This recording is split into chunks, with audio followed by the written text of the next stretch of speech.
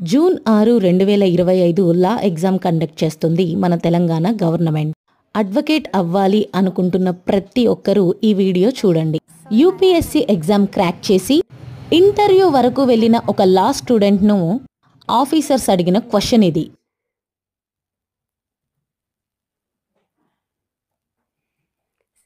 Ligum baccalaureus. Yes. Now why double L? Ligum baccalaureus LLB. Yes. Why double L? I'm not aware. I'm I sorry. think it is. LLB full form వచ్చేసి లీగమ్ పెక్యులూరియస్. అది ఒక లాటిన్ word. మరి double L ఎందుకు వచ్చింది అని ఆ స్టూడెంట్ని ఆఫీసర్ క్వశ్చన్ అడుగుతాడు. కానీ స్టూడెంట్ చెప్పలేకపోయింది. ఆమె లా స్టూడెంట్ అవ్వడం వల్ల ఈ క్వశ్చన్ అడిగాడు. నార్మల్గా ఎల్ఎల్బి అంటే బ్యాచులర్స్ ఆఫ్ లెజిస్లేటివ్ లా, కానీ లాటిన్ వర్షన్లో చూస్తే ఫస్ట్ లా ఆఫ్ బెక్యులూరియస్. కానీ ఆఫీసర్ అడిగాడు డబల్ ఎల్ ఎందుకు వచ్చింది అని.